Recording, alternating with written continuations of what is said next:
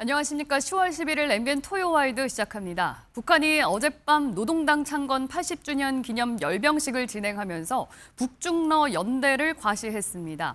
반면 이를 견제할 한미일의 공조는 안개 속인 형국인데요.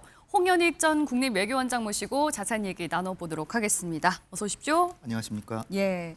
자, 먼저 그젯밤에 진행된 경축 행사 모습부터 영상으로 정리해봤습니다. 함께 보고 오시죠.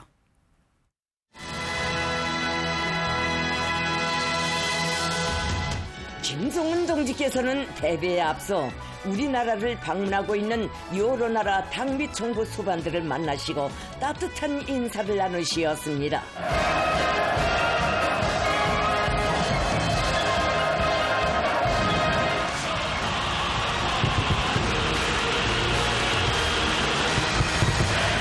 인민의 믿음에 충실하기 위해 더 열심히 분투할 것을 확언하는 바입니다. 우리 당을 지지해주는 인민을 믿고 인민과 항상 일심일체가 되어 반드시 이 나라를 더욱 풍요하고 아름답게 가꾸고 세상에서 제일 훌륭한 사회주의 낙원으로 일떠 세울 것입니다. 예, 그저께 있었던 경축 행사 장면 먼저 보고 오셨고요. 어젯밤에 있었던 열병식 영상은 아직 좀 들어오지가 않아서 공개가 되지 않았습니다. 일단 그 열병식에 관심을 모았던 신형 대륙간 탄도미사일 화성 20형이 공개가 됐어요. 네. 이게 미국 본토를 직접 공격할 수 있는 전략 무기로 알려져 있잖아요. 이것들을 중국, 러시아에서 온 최고위 인사들이 지켜보는 가운데서 과시를 했다. 네. 이건 어떤 의미라고 볼 수 있을까요? 일단 바로 옆에는 중국, 러시아일 것 같은데 베트남.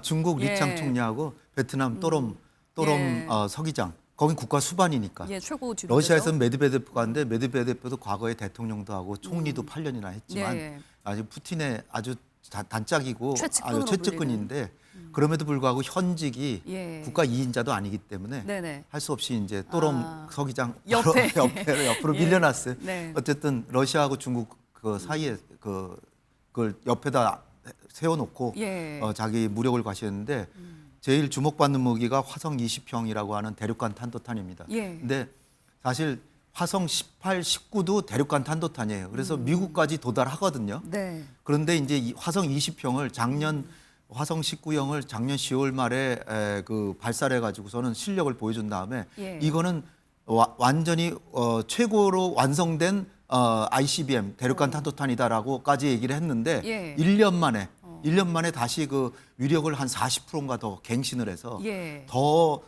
크고 다탄두 네. 이번에는 저 둥그랗잖아요 저희가 거기다가 여러 개의 탄두를 실을 핵탄두를 수 세워서 워싱턴, 뉴욕, 시카고 이렇게 막 나눠서 이렇게 한 발로 동시다발적으로 여러 공격할 도시를 수 공격하는 있는. 거죠. 그러니까 다섯 개 정도의 탄두라 그러면 5개 다 막기가 힘들잖아요. 미리 그 탄두가 분리되기 전에 격추하면 몰라도 예.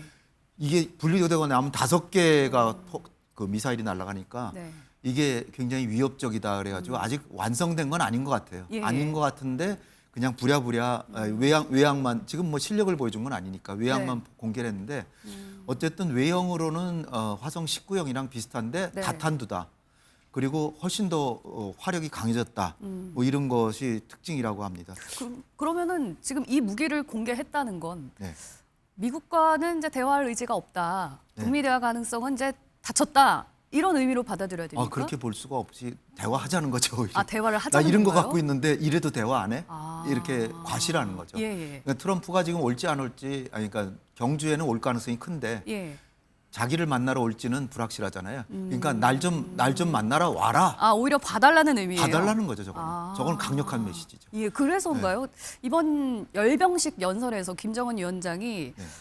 한국이나 네. 미국을 향해서 직접적으로 이렇게 언급을 한 바는 없어요. 그렇죠. 이것도 그래서 어떤 의도가 있다고 요번에 보십니까? 얘기한 게 겨우 이제 부정의와 패권에 반대하고 예.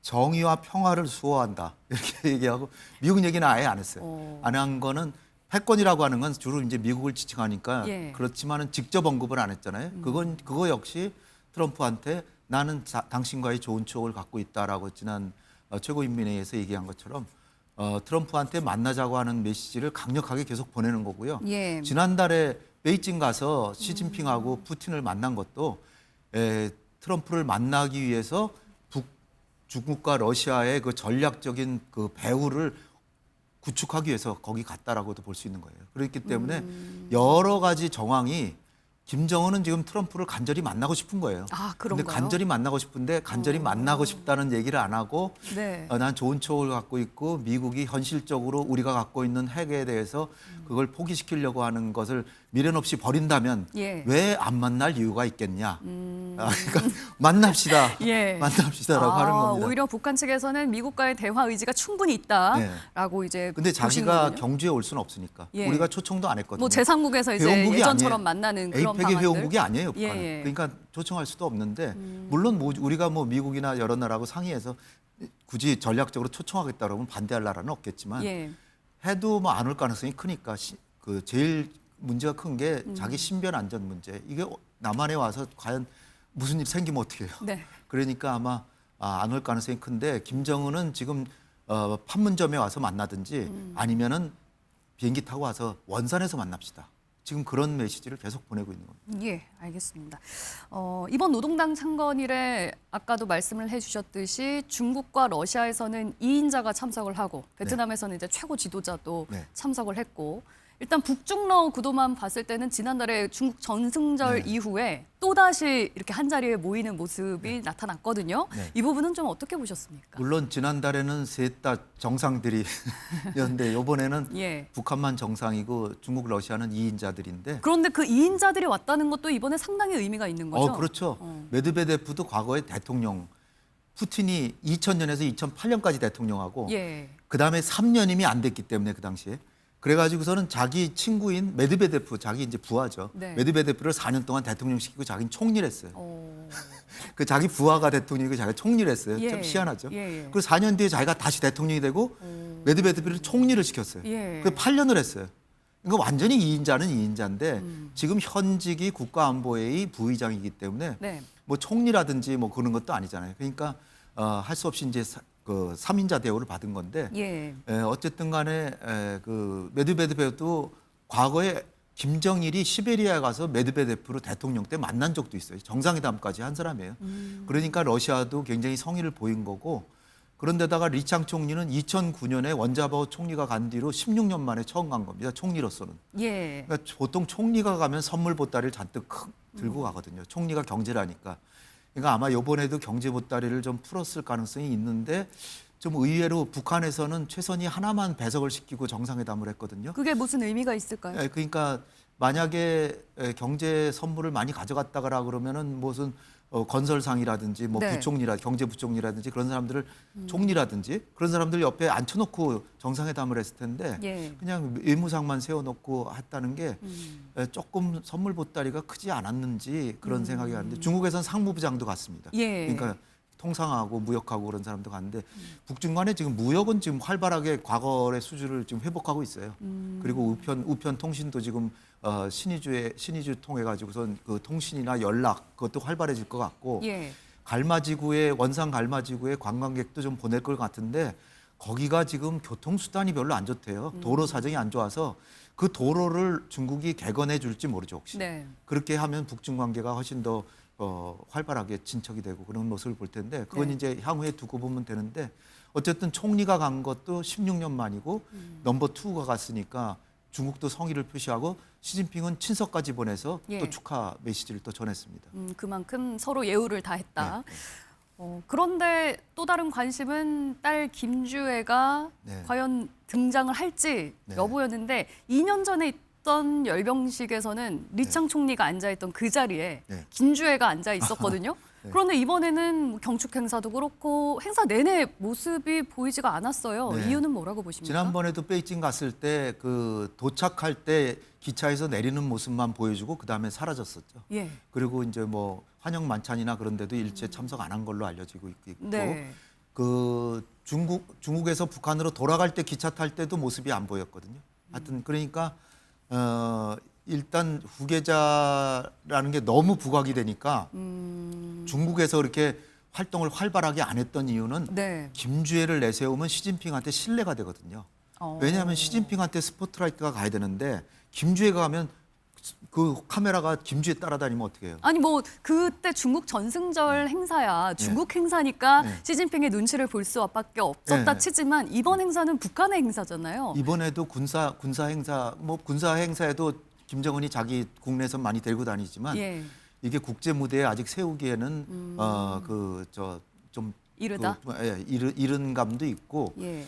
또 아직 후계자가 아닐 수도 있고 아. 그 다음에 아까 말씀드린 김주애가 나오면 또 굉장히 그 시선이 다 그쪽으로 집중되는데 이번에는 그 김정은의 이번에 초점은 중국과 러시아의 2인자를 양옆에 세우고 핵무기를 과시해서 사실상 핵보유국이라는 걸 과시하는 데 있었거든요.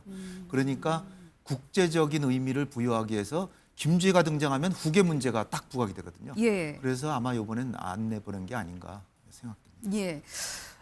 이제 이달 말이죠. 우리나라에서는 한 2주 남았나요? 에이펙 정상회의가 정상회의. 네. 이제 예정되어 있는데 네. 이때 예정돼 있었던 이제 기대를 했던 빅 이벤트들이 성사될지 아닐지 좀 궁금해지고 맞습니다. 있습니다. 그 중에 하나가 이제 미중 정상회담인데 네, 네. 간밤에 미중 관계가 굉장히 좀 네. 심상치 않아 보여요. 간밤에 뭐 시시각각으로 막 변했는데요. 예. 그게 어저께 오전부터 중국에서 히토리오에 대한 통제를 더 강화했어요. 네. 사실은 그게 미중 간에 145%까지 관세를 매겼다가 110%를 줄여서 지금 한 50% 정도 매기고 있는데 예. 그렇게 110%나 관세를 낮췄던 이유는 히토류의 위력이 미국에서 실감이 돼가지고 예. 트럼프가 협상을 해라 그래가지고 히토류를 풀어주고 그러니까 미국에 수출하는 거를 수출을 하게 하고 네. 그다음에 반도체에 대해서 통제를 좀 완화하고 이게 교환이 됐던 건데 네.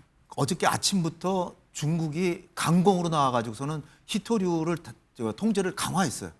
거기서 트럼프가 그냥 굉장히 그냥 화가 난 모양이에요. 그래서 관세 100% 물겠다. 그래서 11월 1일부터 100%를 매기겠다. 예. 그거는 100%에다가 지금 50% 하면 150% 매기겠다. 그러니까 예. 무역 안 하겠다는 얘기랑 다름없는데 그러면서 시진핑과 굳이 10월 말에 만나야 되냐 만날 에이펙 필요가 없을지 정상회의에서. 모른다. 예. 에이펙에 그러니까 그러면서 그 또 몇 시간 뒤에는 에이펙엔 가겠다. 그렇지만 시진핑 만나는 건 아직 모르겠지만 또 만날지도 모르겠다. 좀 완전히 닫아둔 것도 아니고 가능성이 그러니까요. 그래도 열려는 있는 거네요. 일단 아직은. 오기는 예. 온답니다. 예. 오기는 오는데 시진핑을 안 만날 수도 있다. 만날 수도 거기까지. 있고 안 만날 수도 있다. 지금 거기까지인데 예. 지금 그러니까 허리핑 그 부총리하고 네. 저 중국의 뭐 베센트 아니 미국의 베센트라든지 재무장관이라든지 이런 사람들이 만나가지고 물 예. 밑에서 진정하시고 만나는 게 우리 두 나라 모두 다 우리 둘 다 손해니까 예. 이렇게 싸우는 거는 지금 그런 때가 아닌 것 같습니다. 11월 10일까지 지금 관세 그 조치를 유예해 놨던 거거든요. 네. 그러니까 10월 말에 반드시 만나서 11월 10일 날 다시 연장할지 아니면 관세를 타결할지 뭐 이런 걸 결정해야 되는데 네. 그거 안 만나면은 파국으로 가는 거거든요. 그러니까 제가 볼 때는 만날 가능성이 아직도 커 보이는데 예. 지금 삿바 싸움을 굉장히 세게 한다. 지금 미국이 일단 공을 던졌잖아요. 네. 이제 관세 100% 매기겠다고 한 거에 대해서 이제 중국의 입장이 또 나와야겠네요. 중국이 이제 또 나와야 되는데 그러면서 트럼프가 그 여운을 남긴 게 예. 내가 뭐 11월 1일이니까 아직 맥힌 건 아니잖아요. 그때까지 중국의 태도를 보겠다. 예, 이제 계속 밀당을 하는 중국이 거군요. 어떻게 하나 보겠다. 예. 그러면서 지금 대두 문제도 있어요. 대두, 콩.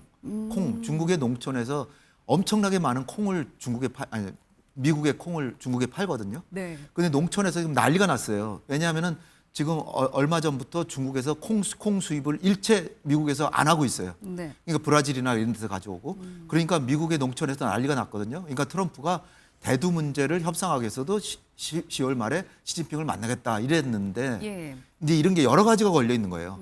그런 상황에서 지금 이제 양측 간에 이제 감정이 폭발했고 100% 추가 매긴다 그러고 안 만날 수도 있다 뭐 이러는데 예. 제가 볼 때는 아직 시간이 있기 때문에 지금 삿바 싸움하는 거 계속 보고요. 네. 우리가 트럼프에 대해서는 일희일비할 필요가 없어요. 저 양반은 하루아침에 아니면 몇 시간만 해도 딴 얘기를 계속 해야 되니까 입장이 이제 계속 바뀐다라는 마지막까지 봐야 말씀이시군요. 됩니다. 그래서 예. 트럼프 대통령은 짓기만 하지 물진 않는다 뭐 이런 얘기도 있고요. 트럼프는 말만 세게 하지 결국은 꼬리를 내린다 뭐 예. 이런 얘기가 많아요. 그러니까 너무 트럼프에게 일희일비하면 우리 건강에 안 좋습니다. 그러니까 간밤에 뉴욕 증시는 아주 폭락을 했어요. 저 트럼프 얘기 때문에 미중 네네. 간의 관계가 갑자기 그냥 악화되니까. 예. 그런데 우리 증시는 역대 최고치로 끝났거든요. 네. 어저께.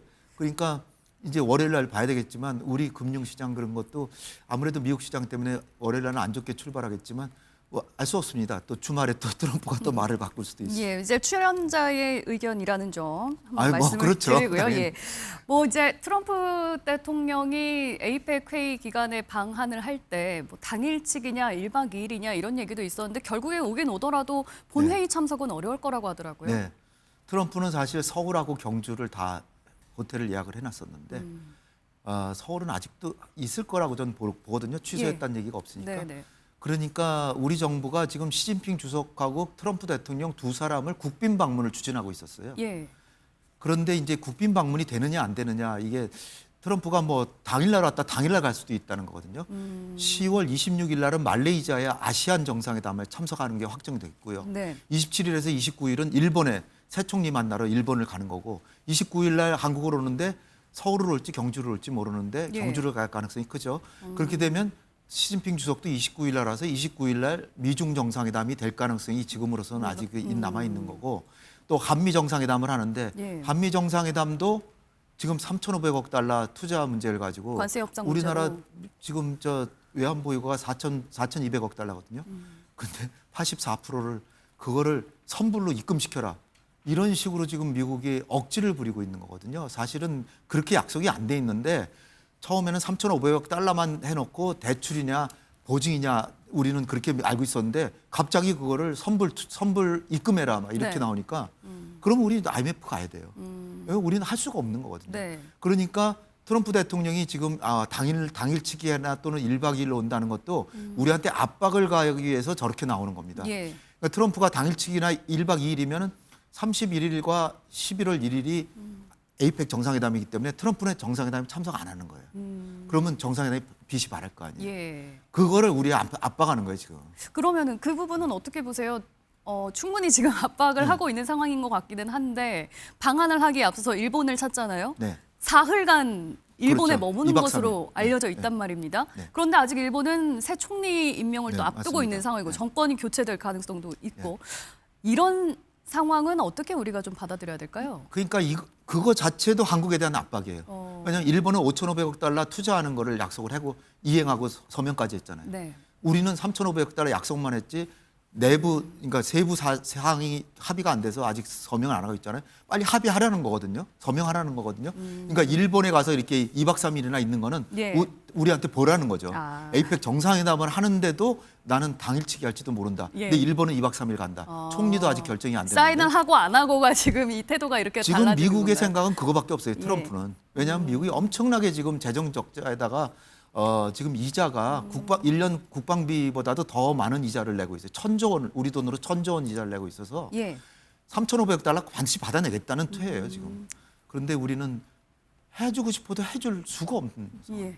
그럼 그런 상황에서 지금 한미일 정상회의도 에이펙 정상회의 네. 기간에 이뤄질 수 있을지 일단 이 일본의 부분도 총리가 굉장히 좀 확정이 되는데 예. 일본 총리가 지금 21일이나 지금 미국의 임시국회가 열려서 예. 거기서 다카이치를 총리로 뽑을 확률이 아직 제일 큽니다. 예. 공명당이 이제 연정에서 탈퇴했는데 예. 그런데 좀 약간 좀 불투명한 상황이 됐다고요? 불투명하죠. 뭐 근데 야당이 한 너댓 개가 되는데 예. 그 야당이 다 합쳐서 한 사람을 밀면 야당에서 총리가 나올 수도 있어요. 예. 그렇지만 가능성은 희박한 것 같고요. 아마 2차 투표를 거쳐서 네. 다카이치가 총리가 되고 그다음에 경주로 올 가능성이 크다라고 보여지는데 그런데 네. 한미일 정상회담은 아직 일본의 총리 자체가 결정이 안 됐으니까 예. 확정이 안 됩니다. 예. 일단 우리나라가 에이펙 의장국이기는 한데 좀 네. 많은 이벤트들이 열렸으면 하는 바람이 아마 정부에서는 있을 텐데 네. 어떻게 좀 이루어질지 지켜봐야 될 것 같고요. 하나만 더 여쭤보자면 네. 트럼프 대통령이 그동안 기다렸던 노벨 평화상 네. 수상이 결국에는 불발이 됐습니다. 관련해서 저희가 준비한 영상이 있는데요. 먼저 보고 얘기 이어가겠습니다. We're close to settling an eighth, and I think we'll end up settling the Russia situation, which is horrible. I don't think anybody in history settled that more. Obama got a prize. He didn't even know what he got. He got elected, and they gave it to Obama for doing absolutely nothing but destroying our country. The Norwegian Nobel Committee has decided to award the Nobel Peace Prize for 2025 to Maria Corina Machado. There are those that say we did so much that they should have done it, but I don't take. I'm happy because they saved millions of lives. The person who actually got the Nobel Prize called today and said, "I'm accepting this in honor of you because you really deserved it." I didn't say then give it to me though. I couldn't say. 예, 이번에 수상을 하는 거는 결국 불발이 되는데 내년 수상을 또 기대하는 네. 것 같습니다. 네. 사실은 내년 가능성은 아직 뭐 많이 남아 있죠. 아, 남아있다고 보세요.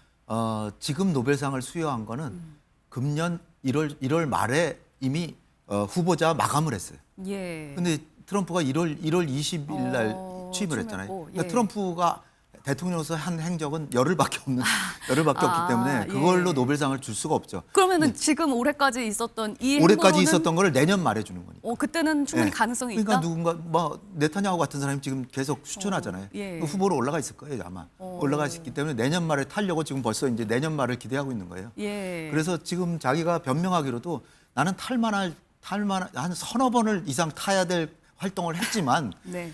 내가 지금 타지 못한 거는 작년에 활동을 가지고 했는데 작년엔 나는 대선 후보였을 뿐이다. 따라서 지금 못한 거 가지고 연연하지 않고 지금 노벨평화상을 수상한 마차도가 자기한테 전화를 해서 마차도는 베네수엘라의 야권 지도자 민주투사입니다. 거기서 이제 마두로죠. 마두로가 독재자이기 때문에 예. 그 마두로를 경질시키려고 트럼프는 노력을 한 사람이에요. 그래서 마차도가 트럼프하고 한편인 거죠, 사실. 그래서 마차도가 전화를 해서 당신이 정말 상을 탈 가치가 있다 그렇게 얘기했다는 거예요. 자기 자랑하는데 저렇게 그냥 표정 하나 안 변하고 자기 자랑을 하는 사람 정말 지도자 중에 드문 사람이죠. 예. 그런데 어쨌든 자기가 그러면서 이제 오바마는 2009년에 대통령 취임했는데 그 취임한 해에 노벨 평화상을 탔거든요. 2009년에. 그 당시에 오바마가 1년 동안에 한 거는 4월 달에 그 프라하인가 가가지고서는 핵 없는 세상 만들겠다 연설한 거 외에는 별게 없거든요. 예. 그런데 그래서 뭐라 그러냐면 공약만 보고 상을 줬다. 대통령 공약만 보고 상을. 그래서 오바마는 아무런 한 일도 없고 했는데 상을 또 받았는데 나는 전쟁을 7개 끝내고 이번에 중동 전쟁까지 끝내서 8개를 끝냈는데 나는 한 노벨상 8개를 받아야 되고 지금 상황인데 나는 실망하지 않는다. 내년에 탈 또 것이다. 있으니까. 내년에 탈 것이다. 지금 그러고 있는 거예요. 왜 그렇게 트럼프 대통령은 노벨 평화상을 받고 싶어 하는 건가요? 트럼프는 사실 안 가진 게 없는 사람이잖아요. 돈도 벌었죠. 그다음에 대통령에도 2번씩이나 대통령도 하고 그런 상황에서 명예는 그렇게 명예롭지는 아직 않거든요. 그 또 민주주의를 저해했다는 얘기도 듣고 그 형사 소추도 얘기도 했고 뭐 여성 문제 뭐 가지고 저 재판 받아서 유죄 판결 받기도 했고 그런 상황이기 때문에 명예를 내한테 남은 건 명예밖에 없다. 그래서 명예는 최고가 노벨 평화상이다 이렇게 생각하는 것 같습니다. 예, 알겠습니다. 내년에는 수상자로 오를 수 있을지 한번 지켜봐야겠습니다. 자, 오늘 말씀 여기까지 듣겠습니다. 감사합니다. 감사합니다.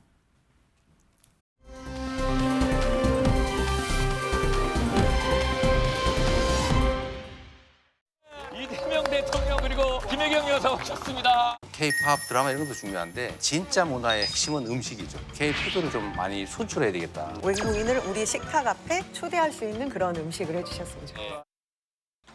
대통령 국가 전산망 화재로 마비된 국정 수습에 앞장서는 대신 예능 출연에 앞장서며 불편한 속에 더 큰 불을 질렀습니다. 이것이 바로 이재명 정권입니다. 무도하고 무능하고 무책임합니다. 억지 비판과 비난은 국민의 심판을 피할 수 없습니다. 대통령님 내외의 예능 프로그램 출연은 K-푸드를 세계에 알리고 관련 산업과 수출을 촉진하기 위한 국가적 노력이었습니다. 국민의힘은 제발 이성을 되찾기 바랍니다.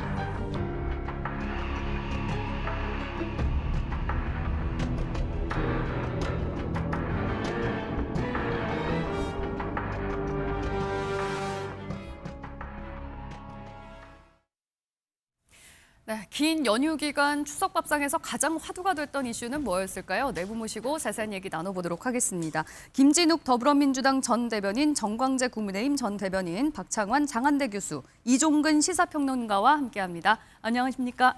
안녕하세요. 예, 다들 추석 명절 잘 보내셨죠? 네. 예. 자, 먼저 이번 추석 밥상에서 네 분께서는 어떤 얘기들을 가장 많이 들으셨는지 좀 궁금합니다. 민심은 좀 어떻게 들으셨습니까? 한 분씩 좀 들어볼까요? 저는 제가 가장 많이 들었던 얘기는 윤석열 전 대통령의 재판과 관련해서 좀 말씀들을 많이 주시는 것 같아요. 예. 지금 윤석열 전 대통령의 재판이 신속하고 공정하게 집행되고 있다라고 느끼지 못하시는 부분들이 많은 것 같은데 지금 여러 개의 재판이 진행되고 있습니다만 그 재판에 참여하지 않고 있고 네. 또 그 특검에서도 지금 3개의 특검에서 윤석열 전 대통령을 소환해서 조사를 하려고 해도 거기에 협조하지 않고 있는 이런 모습들을 보면 과연 윤석열 전 대통령이 대한민국의 전직 대통령 또 검찰총장 출신이 맞는가? 과연 법치주의에 대한 말씀을 그렇게 많이 하셨는데 그런 말씀을 하셨을 만한 자격이 되는가라는 부분에 대해서 많은 국민들께서는 좀 의아함을 가지고 계시고 신속하게 재판이 진행되고 수사가 완결돼서 이제 좀 이 지난 12.3 비상계엄 내란 사태와 관련된 부분에 대해서는 올해 안에 빠르게 좀 어떤 정도의 마무리가 필요한 거 아니냐 이런 말씀들을 좀 많이 하시더라고요. 예. 윤 전 대통령 재판 관련 소식을 가장 많이 듣고 오셨다라고 말씀하셨는데 정광재 대변인님은 어떤 얘기 많이 들으셨나요? 글쎄 윤석열 전 대통령 재판 관련해서 이야기하는 사람은 좀 없는 것 같은데 왜냐하면 이제 윤 전 대통령은 정치적으로 봤을 때 과거의 인물이 된 거죠. 그래서 오히려 지금 우리나라 대통령 누굽니까? 이재명 대통령이 국정 운영을 잘하고 있는가 못하는가 이 부분에 대한 얘기를 많이 했죠. 대표적인 논란이 됐던 것이 저는 추석 연휴 기간 내내 있었던 냉장고를 부탁해 거기에 왜 출연했느냐 그 왜 또 방영했느냐 이것과 관련한 논란이 있었다고 보고요. 또 하나는 추석 명절에 차례상 차리는 거 또 외식이라도 한번 했을 때 거의 4인 가구 외식 한번 하려면 20만 원 들 겁니다 이제. 요새 비싸요. 그 정도로 물가가 많이 올랐는데 서민들 월급 봉투 빼고 다 오른다는 거 아닙니까? 예. 그런 물가와 관련한 걱정하는 목소리 또 서울 아파트값 굉장히 큰 폭으로 상승하고 있잖아요. 예. 지역에 내려가면 아니 서울 아파트는 정말 금으로 만들었나 이런 얘기가 나올 정도로 너무 많이 오르다 보니까 부동산 시장과 관련한 이야기 많이들 하시는 것 같았습니다. 예. 일단 여야에서는 상대 정권과 관련한 비판의 목소리를 좀 많이 들으셨다라는 거고 정당과 관련 없는 두 분께서는 어떻게 이번 민심을 읽으셨는지 좀 궁금합니다. 지난 설 때는 아무래도 그 당시에는 계엄이나 탄핵 이런 얘기들이 많이 오갈 수밖에 없었는데 예. 이번 추석 때는 그런 정치적인 얘기는 조금 예전에 비해서 확 줄어든 것 같아요. 거의 없다시피 했고요. 오히려 굉장히 뜨거웠던 주식. 주식 얘기 많이 그렇죠. 했죠. 그리고 앞으로 뜨거워질 것 같은 부동산. 경제 관련 경제 이슈가 관련 이슈들 많이 그리고 나왔다. 여기에 영향을 미치는 트럼프의 3천억 불 예. 요구 이런 부분들에 대한 우려의 목소리. 그래서 경제에 대한 어떤 경제와 민생에 대한 이야기들이 예. 그래도 이번 명절에 가장 많이 나왔고요. 사실은 그보다 더 많이 나온 얘기는 조용필 특집이었습니다. 예, 그것도 시청률이 굉장히 많이 나왔더라고요. 이종근 평론가님. 네, 저도 무슨 대통령, 전직 대통령, 현직 대통령 이야기는 못 들었습니다. 전부 다 이 말씀들을 하시더라고요. 폭등 때문에 못 살겠다. 폭등. 예를 들어 첫 번째는 말씀하셨지만 물가 폭등. 예. 쌀값을 도대체 지금 이 현 정부가 일부러 지금 올리는 거 아니냐. 농민들 눈치만 보는 거 아니냐. 쌀값이 도대체 내려갈 기미가 안 보인다라는 거. 그다음에 집값 폭등. 보니까 이런 제목의 기사도 있습니다. 6.27 대책 이후에 세입자 고통이 증가하고 있다. 경제지 제목인데 실제로 월세, 전세가 지금 난이래요. 예. 그러니까 일단 아파트 값이 지금 굉장히 폭등하고 있고 여기에 고통을 느끼고 있는 세입자에 대한 이야기들이 많았고 네. 또 한 가지가 이제 관세 폭등. 왜 관세가 폭등이란 말이 왜 붙냐 하시겠지만 지금은 왜 미국의 관세 때문에 전 세계가 미국과의 어떤 관세 협정에 대한 부분으로 지금까지 봤잖아요. 네. 그런데 지금 추석 연휴 동안 EU가 갑자기 철강을 50%를 우리나라에 예. 매기겠다는 거예요. 50%나 이러면 이제는 그러니까 만인에 의한 만인의 투쟁처럼 보여져요. 예. 어느 국가든지 서로 관세와 관련돼서 미국 대 다른 나라가 아니라 각국마다 각자 도생의 어떤 시기로 가는 거 아니냐. 그러니까 기업들이 피말리고 있다. 언제 관세 협정을 과연 마무리 지을 것인가에 대한 관세가 폭등이 되고 있다. 하나만 더 말씀을 드리면 예. 범죄율 폭등에 대해서도 걱정들 많이 하시더라고요. 예. 기사 보셨죠? 미제 사건이 지금 폭등하고 있다. 미제 사건이 폭등하는 건 수사권 조정 때문에 서로 관할이 굉장히 애매해서 폭등하고 있는 것도 있지만 검찰 지금 뭐 수사 기소 분리 앞으로 1년 동안 앞으로 검사가 어떻게 되는 것이냐에 대해서 실질적으로 그럼 검찰이 1년 동안 제대로 그런 범죄 수사를 할 수 있을 것이냐 예. 여기에 대한 우려들 해서 네 가지의 폭등 이야기가 밥상머리에 많이 올랐습니다. 예. 정치, 경제, 사회 분야 정말 다양한 민심의 목소리를 네 분께서 좀 듣고 오신 것 같습니다. 정치권으로 좀 초점을 좁혀서요. 이재명 대통령이 어제 국가정보 관련 화재 피해 현장을 찾았습니다. 앞서서 이제 대통령 예능 출연 관련해서 언급을 해주셨는데 사실 어제 연차를 내고 쉬는 날이었는데 현장을 방문한 거란 말이에요. 네. 이 부분은 어떻게 보셨습니까? 그동안 현장을 안 찾았던 게 문제죠. 저는 그거보다 훨씬 더 이른 시기에 대통령이 재난 현장을 찾았어야 한다고 생각합니다. 예. 그러니까 흔히 이렇게 만시지탄이라고 하는데 이재명 대통령이 재난 현장 찾은 거 너무 늦어도 늦은 감이 있다 이렇게 말씀드리겠습니다. 그리고 재난과 관련해서 이재명 대통령이 과거에 야당 대표 시절 또는 민주당이 야당이던 시절에 그 당시의 집권당과 대통령에게 어떤 이야기를 했었는지 이런 것들을 상기한다면 지금 일어나는 논란과 관련해서는 두말할 변명의 여지가 없을 겁니다.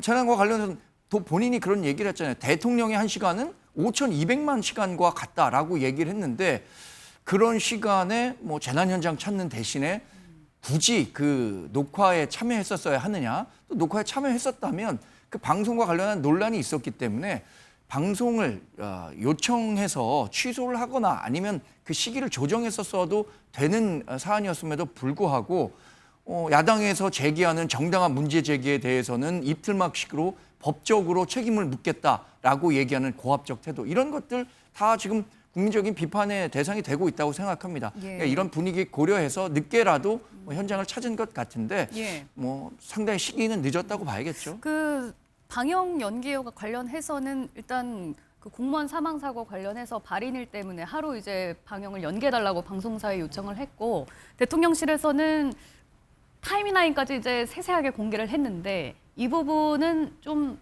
부족하다라고 보시는 건가요? 저는 이번 논란은요 대통령실이 자초했다고 봐요. 그러니까 처음 대응 그 야당에서 제기했었던 정치적인 의혹은 분명히 제기할 수 있는 수준이었습니다. 그런데 이틀막식으로 정말 법적 책임 운운하고 네. 실제로 민주당은 나서서 주진우 의원과 장동혁 우리 당 대표에 대해서 형사 고발까지 했어요.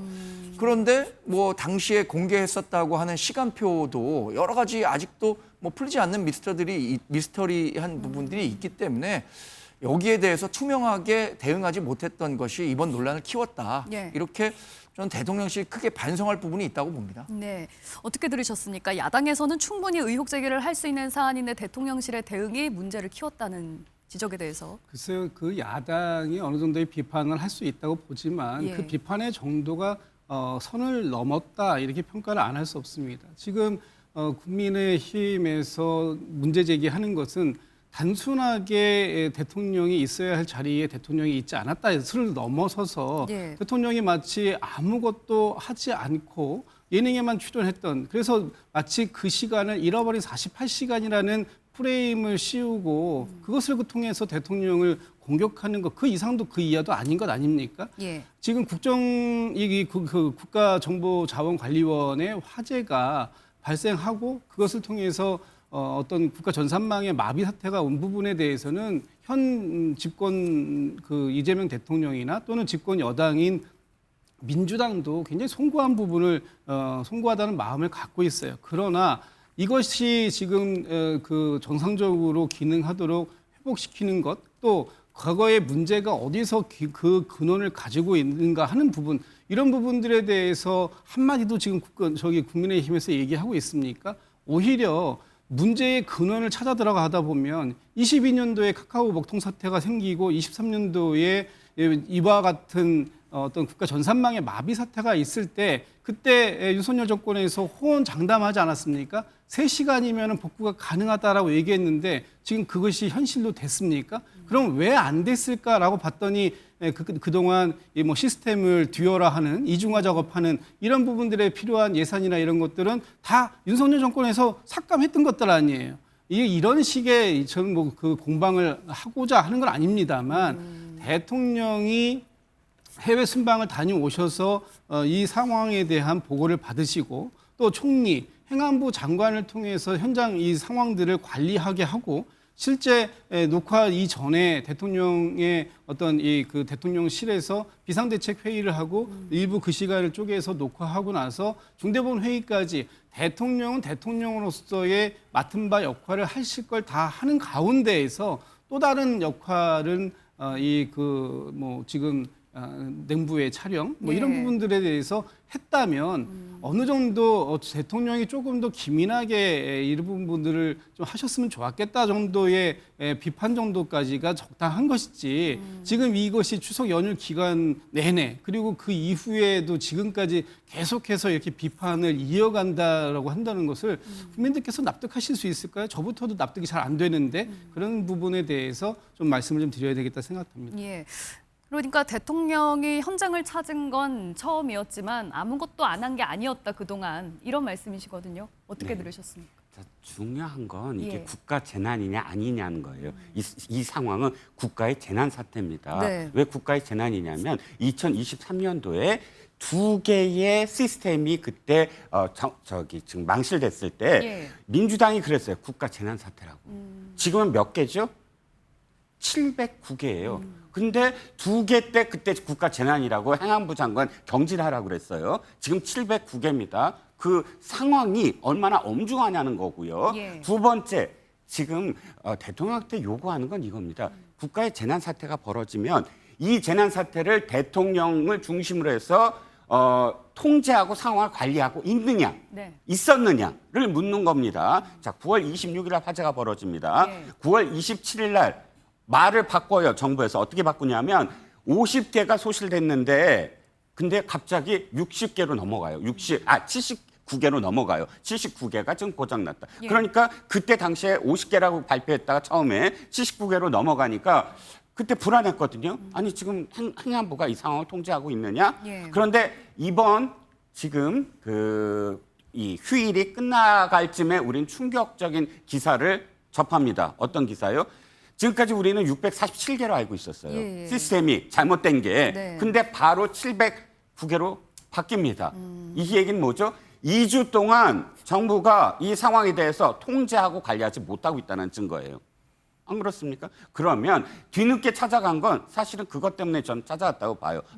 지금 제대로 못하고 있구나라는 거. 그러면 그때 당시 28일 날 오전 10시 50분에 중대본 회의를 했다고 했습니다.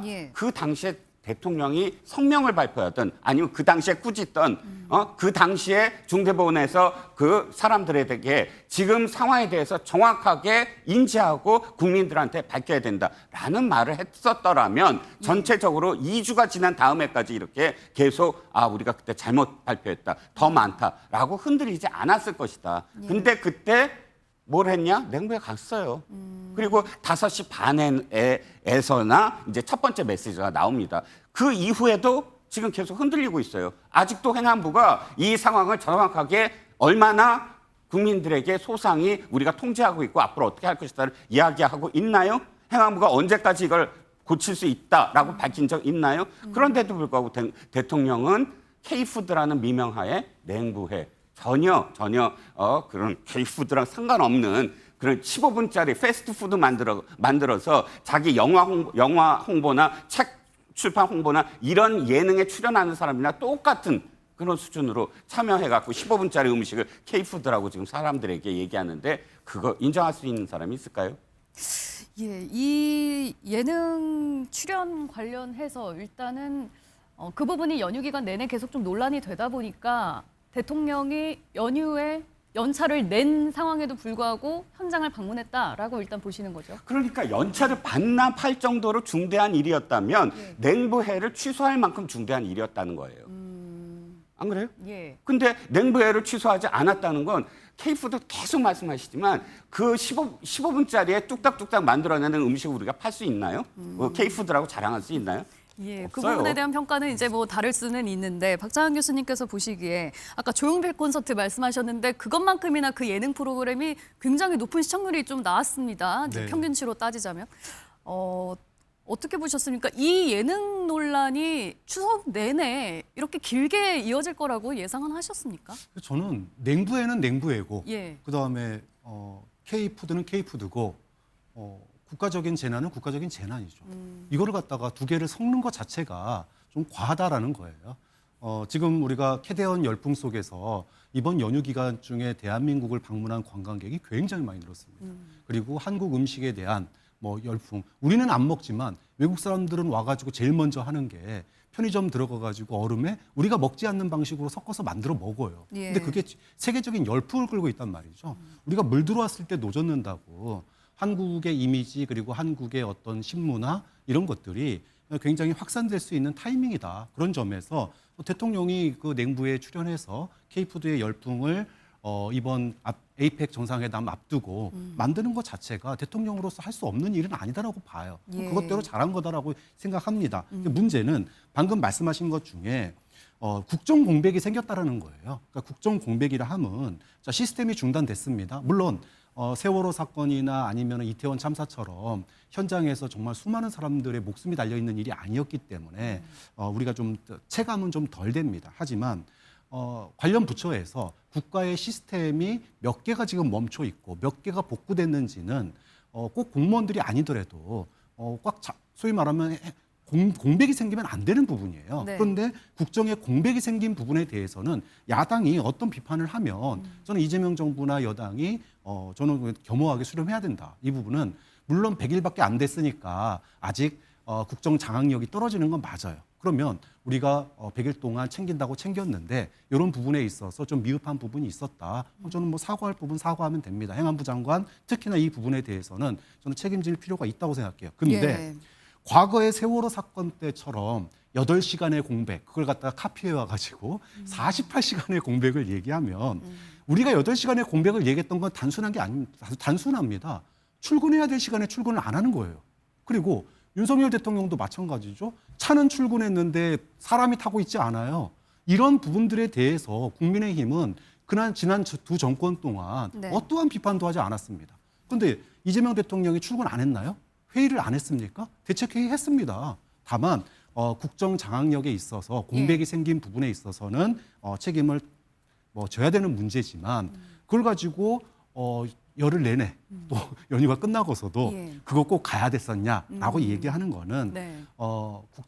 국정에 공백이 생긴 부분에 대한 질타는 당연히 해야 되는 부분이지만 예. 일종의 트집 잡기 그리고 깎아내리기 그 이상에서 벗어나지 못한다라는 게 비교가 되기 때문이에요. 윤석열 정부와 박근혜 정권 때 8시간 공백을 얘기하고 행정의 마비를 얘기했을 때 정말로 수많은 시민들이 119 전화 걸었는데 어떠한 조치도 취해지지 않았잖아요. 하지만 이번 그 정보자원 예. 이런 화재 사태의 경우에는 관련된 대책이 되고 있었고 또 그걸 갖다가 휴가까지 반납하고 실무자들이 고치고 있는 상황 아닙니까? 그러면 거기에 대해서 이런 일들이 다시 발생하지 않도록 전 정권에서 미비했던 건 뭐고 현 정권에서 미비한 건 뭔지 그래서 앞으로 이런 일이 재발하지 않기 위한 그런 지혜를 모을 때였는데 할 수 있는 그런 냉부에만 갖고 마치 해야 될 일 안 하고 출근 안 하고 논 것처럼 이렇게 얘기하는 거는 예. 누가 보더라도 트집 잡기고 과도한 거다라고. 네, 알겠습니다.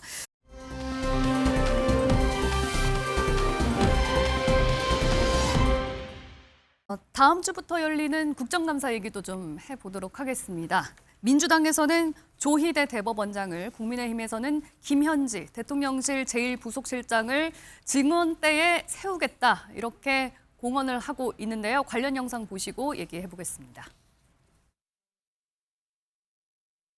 김현지 부속실장이요.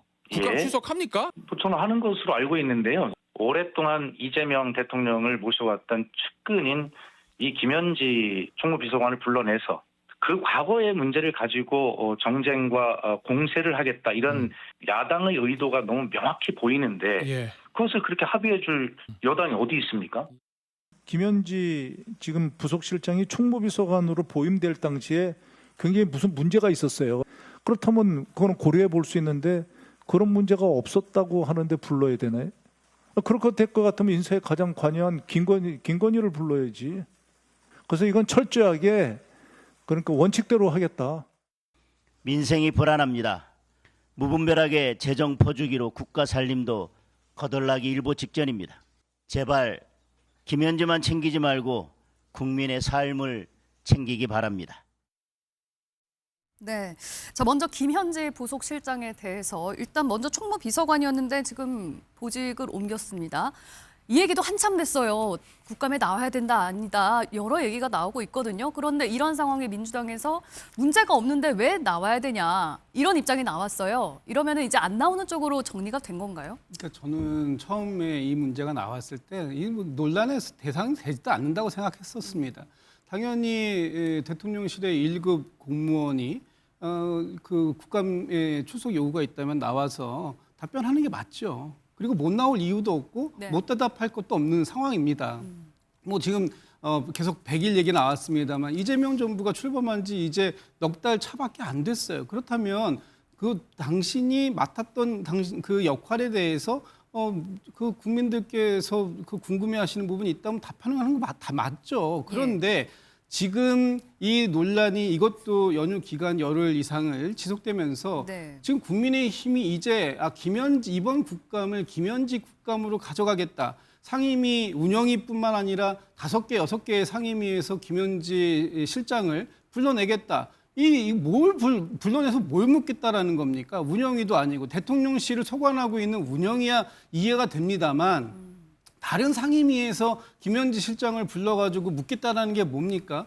결국은 대통령의 최측근이라는 프레임, 또 과거 20년, 30년 동안 대통령과 가까이 했다라는 것, 그것을 가지고 지금 김현지 실장을 공격하면서 결국은 이재명 대통령을 공격하겠다라는 어떤 정쟁의 도구로서 김현지 실장을 쓰겠다는 게 너무나 눈에 명확하게 보이는데 네. 거기에다 대고선 그러면 김현지 실장을 증인으로 출석하는데 저희가 동의하겠습니다. 이렇게 할 수 있겠습니까? 예, 그런데 국민의힘에서 의심하는 부분은 김현지 부속실장을 보직을 옮긴 이유가 국감장에 내보내지 않으려고 일부러 보직을 또 옮긴 거 아니냐.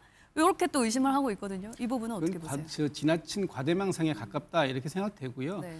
김현지 실장이 만약에 운영위에 출석을 한다고 하더라도 운영위의 대다수가 민주당 소속의 여당 의원들입니다. 네. 김현지 실장이 본인에게 과도한 것을 물었을 때 아닙니다, 모릅니다, 그렇지 않습니다. 이 말만 해도 아무 관계가 없습니다. 그리고 더한 인신 공격성의 어떤 김현지 실장에 대한 비판이라든지 공격에 관련된 질문을 국민의힘 의원들이 한다고 그럴 때 여당 의원들이 얼마든지 그 부분을 상대해서 막아내 줄 수 있어요.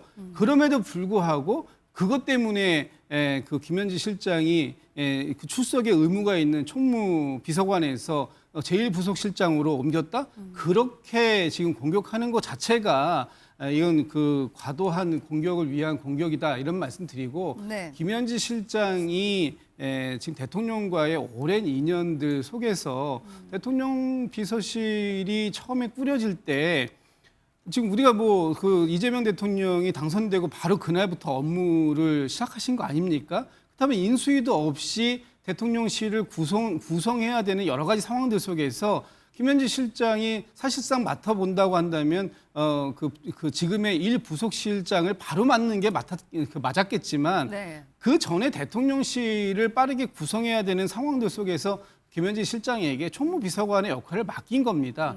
이제 그 역할이 어느 정도 마무리됐고 안정화 단계에 들어갔기 때문에 지금 그 대통령실에 지금 국민의힘이 가장 많이 공격하는 사람이 강유정 대변인인데 그런 공보 파트가 좀 부족하다라는 지적들이 있으니 거기에 김남준 대변인을 자리를 옮겨서 그 공보를 강화하는 측면이 있고 네. 그리고 그 부분을 빼고 나면 대통령과 가장 오랫동안 함께 호흡을 맞춰왔던 김현지 비서관을 실장으로 그 부속실장으로 옮기는 것이 가장 합리적이 아니다라는 것들 가지고 이미 오래전부터 준비를 했다라고 우리 강훈식 비서실장께서 얘기를 하지 않습니까? 그런데 아무리 합리적으로 얘기하고 또 설명을 드려도 납득 가능하게 설명을 드려도 국민의힘에서는 전혀 그것을 납득할 의지가 없는 거예요. 설명에 대해서 아무리 하면 뭐합니까? 그 듣지도 않고 무조건 김현지 실장만을 공격하기 위한 그런 방안을 가지고 얘기하시고 이번 국감도 지금 좀 전에 장동익 대표가 이렇게 말씀하셨죠. 민생 거덜나게 생겼다고. 지금 민생 국감에도 모자랄 판에 김현지 실장에 대한 국감을 넘어서서 무슨 청문회 하겠다라는 식의 이런 국감은 바람직하지도 않고 해서도 안 될 일이다. 이런 말씀 드리고 싶습니다. 예.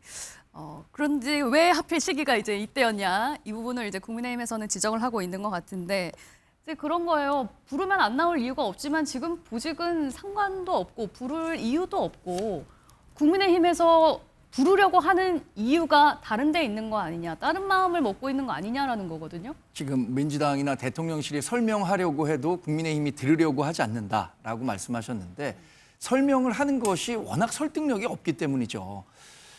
김현지 부속실장이 총무비서관으로 며칠 일했습니까? 100일 좀 넘게 일했을 겁니다. 역대 정권 가운데 총무비서관이 100일 일하고 다른 그 보직을 받아서 이동하는 거 보신 적 있습니까? 한 번도 없습니다. 과거에는요, 총무비서관은 3년 하는 거 기본이었습니다. 그런데 왜 갑자기 김현지 비서관이 부속실장으로 옮기게 됐느냐? 불과 2주 전에 불거진 국감 출석과 관련한 이슈 때문이에요. 이게 계속 논란이 되다 보니까 그럼 이참에 국감에 출석하지 않아도 되는 그런 의무가 없는 부속실장 자리로 옮기면 되겠다라고 해서 이루어진 인사가 이겁니다. 네. 이게 사전에 있었던 인사였다면 제2부속실장 자리는 왜 비어 있습니까? 그렇게 오랫동안 준비했던 인사라면 다 같이 이루어졌었어야 하는 거죠. 저는 민주당과 대통령실이 왜 이 문제를 이렇게 오랫동안 끌고 가면서 국정 동력을 떨어뜨리는 요인으로 작용할 수밖에 없게 하는지 이해하기가 어려워요. 네. 그 곰팡이가 어디에서 많이 핍니까? 햇볕이 안 들어온 데서 피는 거예요. 김현지 부속실장 어떻습니까? 누구도 김현지 부속실장에 대해서 정확한 정보를 알지 못합니다. 그런 곳에서 음모론과 의혹이 자라는 거거든요. 예. 그렇다면 본인이 나서서 본인과 관련한 이야기 그리고 어떤 역할을 하고 있는지에 대해서 명확하게 설명하면 되는 일입니다. 네. 국감에 부른다면 당장 물어볼 거 굉장히 많습니다. 김인호 산림청장 인선에 관여했느냐? 당시에 성남의제 21에서 같이 활동했기 때문에 김인호 산림청장을 인선했던 것 아니냐라는 의혹 계속 커지고 있는 것 아닙니까? 네. 강선우 장관 낙마와 관련해서 직접 연락했었다고 하는 보도 있는데 그거 사실이냐? 이런 인사와 관련한 이야기, 특활비 활용과 관련한 본연의 이야기 이런 것들 다 물어볼 만한 소재거든요. 그런데 지금까지도 대통령실이나 민주당이 김현지 부속실장의 출석 여부를 두고 여러 다른 이야기 하는 것은 네. 그 자체로 김현지 부속실장을 감싸기 위한 지나치게 엄호하기 위한 행보다 이렇게밖에 이해할 수 없는 거죠. 예. 그러니까 이게 당내에서도 그렇고 김현지 실장에 대한 출석 여부에 대해서 말들이 좀 다르게 나오고 있거든요. 이런 부분이 오히려 더 혼란을 키웠다라는 지적도 나오는데 어떻게 들으셨습니까? 저는 그런 지적을 받아도 된다고 봐요. 약간 지금 사실은 대통령실의 핵심 관계자가 예. 경향신문에 나온 곳인데 6개 상임위에서 부르면은 이거 뭐 하자는 거냐. 이러다면 이거 정쟁 아니냐. 네. 이거 나가는 거 뭐 무슨 의미가 있겠느냐. 이런 식의 얘기를 했어요. 예. 근데 맞는 얘기입니다. 사실은 특정한 의혹이 없어요. 국정농단과 관련된 의혹도 없고 무슨 100일 동안 일한 것에 대해서 아까 한두 개 얘기하셨는데 그거야 사실은 비서실장이나 아니면은 인사검증 관계자 얼마든지 얘기할 수 있는 부분이에요. 그런데 아다르고 어다른 게 있습니다. 예. 그러니까 6개 상임위에서 부르는 거는 이건 정쟁이다. 김현지를 부르는 게 아니라 사실은 이재명 국감을 하기 위해서 김현지가 필요한 거죠. 그것이 너무 명확하게 보여요. 그런데 국민들이 들을 때는 아다르고 어다른 거예요. 6개 상임위에서 부르는 거는 정쟁 맞습니다. 그런데 그럼에도 불구하고 그래도 우리가 부른다면 운영위에는 나갈 수 있다. 이렇게 얘기하는 게 맞죠. 그러니까 6개에서 부르는 거는 정쟁이니까 우리 안 나갈래 하는 거랑 예. 6군데에서 부르니까 정쟁인데 그래도 우리는 운영위는 나갈게. 이렇게 얘기하는 거는 네. 국민들에게 느껴지는 신뢰감이나 이런 게 확 다르거든요. 그러면은 적어도 운영위에는 나와야 저는 된다라고 그렇게 보시는 봐요. 거예요. 그러니까 총무비서관 하다가 현직이 부속실장이라도 예. 이제 부속실장 지금 총무비서관 새로 되신 분이 아무런 일을 한 게 없잖아요. 네. 그런데 그분 불러다가 껍데기 불러다가 무슨 청문회를 합니까? 그러면 대통령실에서 그전에는 국회에서 부르면은 뭐 나갈 수 있다라고 했는데 이번에 말씀하신 것처럼 6개 상임위원회 부른다고 하는 거는 이거는 이제 못 나간다라고 얘기를 한 건 안 나온다, 어떻게든 이제 안 나올 거다라고 이제 못을 박았다고 봐야 됩니까? 근데 아니면- 아직은 저는 최종으로 결론 난 건지는 좀 의심스러운 게 예. 왜냐하면 원내대표가 뭐라 그랬냐면 민주당 원내대표가 문제가 합리적이지 않은 방식의 국감 증인을 한다 그러면은 받을 수 없다라고 그랬어요. 그러면 합리적으로 부른다 그러면은 거꾸로 뒤집으면 예. 나올 가능성도 있는 거거든요. 그런 점에서 지금 대통령실에서 얘기하는 6개 상임위에서 증인으로 부르겠다라고 하는 건 누가 봐도 비합리적인 거죠. 예. 김현지를 고리로 해서 이재명 국감을 치르겠다라고 하는 정쟁의 의지가 너무 뚜렷합니다. 네. 그렇기 때문에 뭐 거기에는 부응하는 게 너무나 민주당으로도 받기 어렵지만 운영에 대해서 부르는 건 너무나 뭐 관련된 상임위잖아요. 만약에 국민의힘이 정리해가지고 네. 운영위에서 부르는 걸로 운영위만 부르는 걸로 한다면 저는 뭐 오늘 저녁이라도 합의가 될 가능성이 있다고 봐요. 예. 그 말씀은 오히려 6개 상임위원회에 부르려고 한 국민의힘에서 진짜 정쟁에 이용하려고 하는 거 아니었느냐라고 이제 생각할 수 있을 것 같아요. 그렇죠. 그러니까 지금 하시는 말씀에 제가 동의하는 부분이 뭐냐 하면 어저께까지, 그러니까 오늘 말고 어저께까지는 박수현 수석 대변인이든 아니면 또는 여권 관계자 발로 나갈 수 있는 것처럼 좀 분위기가 형성이 됐었거든요. 네. 그런데 오늘 갑작스럽게 핵심 관계자 발로 6개니까 못 나간다 이렇게 해버린 거예요. 그러니까 결국은 못 나가기 위한 어떻게든 이유를 지금 찾고 있었구나 이렇게 여겨지거든요. 6개 상임위 솔직히 운영위는 나가겠다라고 하고 이쪽에서 6개 상임위라고 고집한다면 거기에 국민들이 운영이 나간다는데 일단 들어보자라고 판단할 수 있는 부분이 분명히 있고요. 이런 모든 부분들은 사실 안타까운 건 두 분만큼의 어떤 진짜 해안과 판단을 지금 당이나 혹은 대통령실이 받아들이지 않고 있다. 김진욱 대변인이 아까 지적하신 것도 동의합니다. 뭘 동의하냐면 처음에 총무비서관 시절에 운영이 나갔으면 이렇게 문제가 커지지 않았어요. 그렇지 않습니까? 그런데 그때 관리에도 그렇고 지금까지 총무비서관이 안 나온 적이 없는데 총무비서관 이번에 안 나가겠다. 거기서부터 좀 문제가 커지기 시작해갖고 추석 내내 왜 지금 커졌습니까? 이렇게까지 지금 비호하고 막는 이유가 뭐냐. 이것 때문에 온갖 의혹들이 뭐 수십 가지가 지금 떠돌고 있어요. 예. 그러면 그렇게 키우기 전에 이미 그렇게 했어야 됐고 강훈식 비서실장의 판단 그리고 표현은 너무너무 부적절했다는 거예요. 한 달 전에 했다고 한다면 강훈식 비서실장은 어떤 일을 해야 되냐면 대통령에게 가장 적합한 정무적 판단을 할 수 있게끔 조언해주는 역할이 전 비서실장이라고 보거든요. 예. 그렇다면 당연히 한 달 전에 그런 작업이 그런 어떤 이 인사에 대한 이야기가 있었더라도 비서실장이 그걸 막았어야 돼요. 예. 여기서 부속실장 그렇게 했다가는 더 큰 의혹으로 비화된다. 총무 비서관으로 해서 운영이 치르게 하자라고 하는 것이 가장 진짜 적합한 정무적 판단이었다. 예. 이렇게 일이 안 커졌다. 그런데 거꾸로 한 달 전에 이렇게 했으므로 한 달 전에 한 걸 그대로 한 것일 뿐이다라고 했기 때문에 지금 일이 이렇게 커지고 있다라는 겁니다. 예, 알겠습니다. 뭐 일단 국회에서 먼저 불러야 되는데 운영위원장을 맡고 있는 김병기 원내대표는 부를 생각이 없어 보여서 김현지 실장이 나오게 될지 아닐지는 한번 지켜봐야 될 것 같고요. 반면 민주당에서는요. 조희대 대법원장을 증언대에 세우겠다 이렇게 공격하고 있습니다. 관련 영상 보시고 얘기해 보겠습니다. 이미 2차례 노쇼로 투아웃 중인 조희대 대법원장에게 국민의 이름으로 경고합니다. 사법부 수장으로서의 책무를 다하기 바랍니다. 이번 국감에서는 조희대 대법원장이 국감장에 출석해서 모두 발언을 한 이후에 또 증인으로 선서를 하고 국감장에서 증언을 해야 할 것입니다. 만약에 불출석한다면 당연히 일반 정인들과 동일한 그런 잣대를 적용하는 것이 맞다. 이번 국정감사에서 기이한 일은 당연히 불러야 할 증인은 꽁꽁 숨기고 한 번도 불러본 적이 없는 대법원장은 이제 증인 채택을 넘어서 동행 명령까지 발부하겠다고 하면서 출석을 압박하고 있는 것입니다. 예, 관례상 이제 국정감사장에 대법원장이 출석을 하고 인사만 하고 이제 바로 퇴장을 하는 그게 이제 관례였었는데 이번에는 증언대에 올라가서 답변까지 하십시오라고 이제 민주당에서는 요구를 하고 있거든요. 네. 조희대 대법원장이 일단 출석은 할 거라고 보십니까? 저는 출석하지 않는 것이 나을 것 같습니다. 아예 출석조차 안 왜냐하면 한다. 이게 출석을 하게 되면 말씀하신 것처럼 인사말을 한 다음에 예.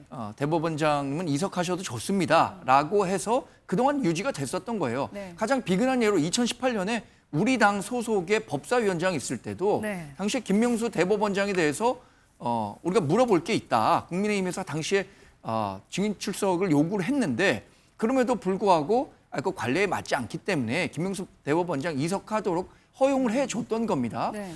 근데 지금 조희대 대법원장에 대해서 문제를 삼는 것은 그야말로 민주당에 의한 민주당을 위한 행동이에요. 지금 조희대 대법원장과 관련한 논란들 계속 확산시키는 거 어디입니까? 민주당만 하고 있는 거예요. 조희대 대법원장이 지난번에 2번의 그 청문회에 대해서 불출석 의견서를 제출했습니다. 불출석 의견서를 보면 삼권 분립에 대한 위반, 또 지금 재판 중인 사안에 대한 그 공개 불가능 이런 부분들이 다 헌법과 법률에 보장된 것이거든요. 예. 그럼에도 불구하고 이렇게 억지스럽게 조희대 대법원장을 거기에 꼭 앉혀야겠다는 것 자체는 민주당이 조희대 대법원장에 대해서 망신 주기 하고 네. 또 이것을 빌미로 만약에 출석하지 않을 경우에 동행명령장 또는 뭐 여러 가지 고발 형태를 하겠다는 거 아닙니까? 그걸 예. 근거로 탄핵이나 사퇴 여론을 확산시키겠다는 건데 이러한 정치적 공세에 지금 중도 진영 또 많은 국민들이 공감하고 있지 않다는 것을 민주당 스스로 잘 알고 있을 겁니다. 예, 일단 만약에 출석을 해서 이석을 하려면 법사위원장이 그렇죠. 허가를 해줘야 되는 거죠. 법사위원장이 지금 추미애 법사위원장 아닙니까? 예. 지금 누구도 말릴 수 없는 수준의 해줄 가능성은 법사위원회 전혀 없다. 운영을 하고 있는데 예. 그 조희대 대법원장이 출석하는 순간 이석을 허용하겠습니까? 그렇지 않을 것이기 때문에 저는 불필요한 정치적 논란을 해소하는 차원에서라도 출석을 아예 안 하는 것이 오히려 더 좋은 방법이 될 수도 있겠다라는 생각을 합니다. 아니면 먼저 좀 위원장한테 양해를 구하고 저는 이석하겠습니다. 이렇게는 못하는 건가요? 그게 추미애 법사위원장에게 통할 만한 전략이 아닐 것이라고 생각하기 때문에 이런 예. 말씀을 드리는 거죠. 추미애 법사위원장이 법사위원장 맡은 이후에 지금 모든 국회의 관심이 법사위원회 하나로 집중되어 있는 거잖아요. 매일매일 전쟁 같은 법사위원회 운영을 추미애 법사위원장이 하고 있는데 예. 조희대 대법원장에 대해서도 누구보다도 강경한 태도를 보이고 있다는 점에서 그런 점에서 제가 말씀드린 겁니다. 예, 어차피 법사위원장은 이석하라고 하지 않을 테니 아예 안 나오는 게 더 나을 거다. 또 그럴 거라고 본다라는 거거든요. 민주당에서는 지금 안 나오면 동행명령장까지 발부하겠다. 이렇게 강경하게 나오고 있는데 이것도 좀 과하다는 지적이 있어요. 당연히 나오셔야 되는 거 아닙니까? 국감이라는 장은 헌법에서 입법부에 부여한 권한입니다. 그 권한을 통해서 대법원장의 출석을 요구하고 대법원장께 국민을 대표해서 국회의원들이 지금 국민들께서 많이 궁금해하시는 부분이 있는데 그것에 대해서 묻겠다고 하는데 안 나온다. 지금 그 방금 전에 말씀하신 걸 보면은 삼권 분립도 말씀하시고 뭐 법과 원칙, 헌법 이런 여러 가지 말씀들 하시는데 삼권 분립이 뭡니까? 균형과 견제 아닙니까? 그런데 사법부에 대한 견제는 누가 하는 겁니까? 사법부 스스로가 그냥 혼자서 견제가 되나요? 그렇지 않기 때문에 과거에 이제까지 조희대 대법원장께서 하신 그런 행위들 여러 가지의 행위들 중에 저희가 전례를 찾기 어려운 그런 부분들 도저히 국민들이 납득하고 수용하기 어려운 그런 일을 하셨다고. 그래서 그것이 조희대 대법원장의 대선 개입 의혹이다라는 이름까지 붙여질 정도라면 그 부분에 대해서 당연히 어떤 설명이든 해명을 하셔야 되는 거 아닙니까? 또 한 가지 저 지규현 재판장이 이제까지 사법 시스템에서 단 한 번도 본 적이 없는 전례를 찾을 수 없는 방식으로 윤석열 전 대통령에 대해서 구속을 취소했습니다. 그리고 그 이후에 그 상황은 원래대로 바뀌었어요. 이렇다면 이 사법부의 시스템을 흔들었던 이 지규현 재판부에 대해서 대법원장으로서 어떤 사법부의 운영을 가지고 있는 것인지 예. 말씀 주셔야 되는 거 아닙니까? 지금 사법부의 신뢰가 이렇게 붕괴된 이유 중에 두 가지 지금 행위가 가장 큰 원인이라면 그 부분에 대해서 국민들께서 그 원인을 묻고 또 앞으로 어떻게 해 나갈 것인가에 대한 대안까지 묻겠다고 하는데 그걸 왜 회피하십니까?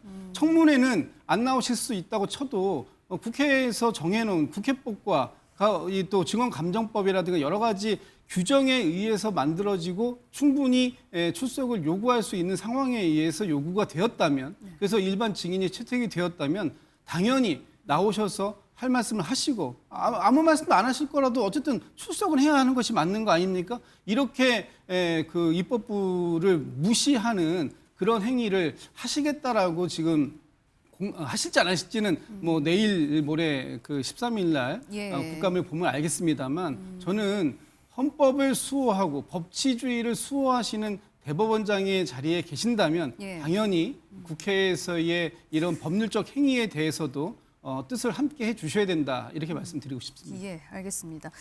그런데 일각에서는요, 민주당의 어떤 이런 강경한 노선에 대해서 대통령실이 조금 부담을 느끼고 있다. 이런 얘기가 나오고 있어요. 얼마 전에 이제 우상호 정무수석이 온도차 발언을 해서 이제 그때부터 조금 시작이 된 것 같은데 실제로 당정 간에 조금 이렇게 입장차가 있는 건가요? 어떻게 보고 계십니까? 저는 뭐 처한 상황이 다르기 때문에 이런 입장차는 발생할 수밖에 없다라고 봐요. 그러니까 검찰 개혁도 마찬가지고 예. 지금 이제 법원 개혁도 마찬가지인데 특히나 이제 검찰 개혁 같은 경우에는 이제 앞으로 1년 동안 그 소위 말하면은 뭐 예를 들어 검찰이 경찰의 수사에 대해서 보안 수사권 관련된 이 부분을 갖다가 누가 맡을 거냐, 네. 즉 그 입법부에서 그것까지 정해가지고 할 건지 아니면 대통령실에서 그걸 잡고 네. 이제 보완해서 1년 동안 준비해서 할 건지 네. 이게 이제 가장 큰 이제 소위 핵심 그 쟁점이었거든요. 근데 결국은 대통령이 가르마를 타서 이제 법무부에서 준비해가지고 하는 걸로 이제 이 결론이 났습니다. 사법 개혁도 마찬가지예요. 지금 예. 사법 개혁도 과거 게 있고 미래 게 있습니다. 네. 그러니까 이제 미래 것, 즉 대법원의 그 소위 증원, 대법원 판사의 증원을 어떻게 할 건지 이 부분은 아직 이제 논의도 지금 제대로 안 된 상태예요. 예. 근데 이제 즉 과거 것도 마찬가지입니다. 앞서서 이제 김진욱 전 대변인 말씀하셨지만 사실은 대법원 판사들이 뭐 소위 말해서 그 사법부의 권한을 이용해서 대법원 판결을 언제 내릴지를 결정하는 거는 사법부의 권한 맞습니다. 네. 그러면 이번에 입법부가 입법부의 권한을 행사해서 나와가지고 국정감사 받아라라고 얘기하는 거는 또 입법부의 권한이에요. 예. 그러면 사법부의 권한은 중요하고 입법부의 권한은 중요하지 않냐? 이렇게 얼마든지 얘기할 수 있는 부분입니다. 뭐 말씀하신 것처럼 왜 이례적으로 그렇게 대선을 앞둔 목전에 두고 통상 90일, 100일 걸리던 그런 판결이 10며칠 만에 판결이 됐는지 이것도 전원재판부로 회부해서 했는지 예. 혹시나 이거는 대선에 개입하려고 하는 의혹은 없는지 여기에 대해서 얼마든지 물을 수 있거든요. 예. 그렇기 때문에 나와야 된다라고 얘기를 하는 건데 네네. 이제 우상호 수석이 얘기했던 온도차라고 하는 거는 그중에 전반 앞에서 얘기하는 이 부분을 가지고 온도차라고 얘기한 건지 예. 아니면 앞으로 이제 법원 개혁을 갖다 해 나가야 되는데 소위 말해서 법원 개혁의 대법원의 숫자라든지 지금 민주당에서는 4심 쪽에 무게가 두고 있어요. 그러니까 대법원 판결이 끝나더라도 이걸 다시 또 한번 헌법재판소 가는 쪽에 무게를 두고 있습니다. 그런데 예. 이재명 대통령은 1심의 강화를 얘기를 하고 있습니다. 그러니까 1심에서 무죄 나면 항소하는 관행을 바꾸자 이렇게 얘기를 하고 있어요. 네. 그럼 어느 쪽이 무게가 쏠리는지에 따라 사법개혁의 방향이 바뀌어지거든요. 좀 이런 점을 봤을 때 저는 뭐 이 조희대 대법원장의 출석 여부에 대해서 대통령이 왈가왈부하는 거는 권한을 넘어서는 거고요. 그건 입법의 권한이라고 봐요. 네. 다만 사법개혁의 온도차 그 부분은 1심을 강화할 거냐 아니면은 소위 말해서 사실상의 뭐 헌법재판소나 대법원의 어떤 그 판사 수를 늘릴 건지 예. 이런 부분들에 대해서는 대통령실도 얼마든지 얘기할 수 있는 부분이 있거든요. 좀 그런 점에서 온도차가 어느 부분에 있는지는 모르겠으나 네. 다만 조희대 대법원장의 이 소환 또는 국감 이 부분에 있어서 입법부의 권한을 침해하는 거는 그는 대통령실이 오버한 거고요. 예. 다만 조금 뭐라 그럴까요? 국민 여론, 국민의 공감대를 얻으면서 좀 속도를 해갔으면 좋겠다라고 하는 그런 희망 사항은 읽히는 것 같아요. 그런 예. 점에서 좀 더 민주당 지도부가 국민들의 공감대를 더 확대해가면서 소위 조희대 재판부를 대법원 집행부를 조금 압박하고 네. 이런 모양새도 좀 고민해봐야 되지 않을까라는 점 생각이 듭니다. 예, 일단은 입법부 그러니까 정당을 존중해야 된다. 대통령실이 이제 너무 그 부분에 대해서 의견을 내비치는 건 부적절하다라는 말씀이신데 지금 대통령이 집권한 지 4개월 됐잖아요. 네. 그런데 이제 당정 간에 조금 다른 목소리가 나오는 것 이런 거는 좀 정상적이라고 봐야 됩니까? 아니면은 그러니까 충분히 있을 수 있는 부분이라고 봐야 됩니까? 아니면은 조금 불협화음이 읽힌다고 봐야 됩니까? 아니 그러니까 그것이 지지율로 결과가 나온다고 저는 생각을 하거든요. 예. 그 판단은 지지율이 지지율로 우리는 판단을 해야 돼요. 그러니까 대통령 그렇잖아요. 측에도 사실 이런 얘기를 꺼내는 이유가 대통령 지지율이 계속 떨어지고 있기 때문에 이게 그 당의 목소리 때문이 아니냐라고 이제 생각해서 있는 실제로 거죠. 지금 우상호 정무수석이 정무적 판단을 지금 이야기하는 것이고, 즉 대통령의 시간이 우리가 허니문이라고 해서 한 6개월 정도를 대통령의 시간이라고 하잖아요. 예. 그때 자신들이 생각했던 것들을 그야말로 공약했던 것들을 가장 드라이브를 걸 수 있는 시간이기도 하고, 그런데 지금의 4개월을 들여다보면 대통령이 국정 운영을 하겠다고 철학을 이야기하면서 드라이브를 거는 것이 더 많이 기사화되고 있느냐, 아니면 이 정청래 지금 이 대표나 혹은 법사위원장 추미애 법사위원장이나 최민희 뭐 방통위원장이 하는 그런 그 거의 굉장히 수준이 뭐 막말 수준의 그런 표현들이 지금 더 많이 회자되느냐. 사실은 후자가 많이 회자되기 때문에 전체적으로 봤을 때 이 개혁이라는 이름은 좋지만 좀 더 그러니까 대통령실과도 호흡을 맞춰가면서 네. 가야 되는 게 아니냐라고 지금 우상호 정무수석이 이야기하는 것이고, 네. 두 분 말씀에 제가 조금 좀 붙이면 두 분은 이렇게 얘기합니다. 어떻게 얘기하냐면 와 이건 입법부의 권한이다. 사법부도 분명히 와서 국정감사를 할 수 있다. 저는 절대 그런 일이 없었다고 이야기하고 싶어요. 그걸 대답하는 사람은 누구냐? 법원 행정처장이에요. 법원 행정처장이 지금 지기현 판사의 문제든 어떤 문제든 대답하게 되어 있었어요. 관례적으로. 왜냐하면 대법관 중에 법원 행정처장을 두는 이유가 뭡니까? 실질적으로 법원 행정처장은 판결을 하지 않아요. 그렇기 때문에 독립돼 있어요. 그런데 판결에 대해서 어떠한 판사든 예를 들어서 김명수냐 아니면 뭐 지금의 조희대냐 네. 아니면 지기현이냐 어떠한 이름이나 직위를 떠나서 판사를 불러다 놓고 너 판결 왜 그렇게 했니? 입법부에서 너 왜 그때 심리를 이렇게 했니? 하고 물은 적이 있었나요? 한 번도 없어요. 네. 불가능합니다. 그렇게 하면 상권분립 위배됩니다. 왜? 판사의 판결은 독립돼야 돼요. 헌법에 그렇게 돼 있어요. 양심에 의해서 판결되게 돼 있어요. 그런데 그 판결에 대해서 국회의원들이 나서서 너 그렇게 하면 안 돼. 라고 이야기한다면 그건 판결할 수 없어요, 앞으로. 그건 헌법을 지금 위배하는 겁니다. 예. 더군다나 불러다 놓고 뭘 묻겠다는 겁니까? 이재명 대표의 그 지금 대법 판결에 대해서 묻겠다는 거예요. 이건 정파적 이해관계가 있는 거잖아요. 더군다나. 그런데 그것을 강행하겠다고 한다면 헝가리나 폴란드나 이스라엘이나 이런 나라들을 똑같이 가겠다는 겁니다. 어떻게? 자기가 집권한 다음에 자기한테 불리한 판단을 한 판사들 전부 다 몰아내고 정부, 행정부나 입법부에서 판사들을 선택하는 어떤 권한을 부여해서 자기의 입맛에 맞는 지금 사법부 만들겠다. 예. 지금 이야기한 그 세 나라가 공통점으로 그렇게 해서 이 폴란드, 헝가리는 EU에서 제재를 받아요. 예, 예. EU의 어떤 사법부 통일해서. 알겠습니다. 그래서 예. 저는 지금 이 네. 대법원장과 관련된 문제는 절대 대법원장에 응하면 안 된다. 이건 사법부의 독립 문제다라고 생각합니다. 알겠습니다. 자, 저희 토요와이드가 준비한 소식은 여기까지입니다. 함께해 주신 여러분 고맙습니다.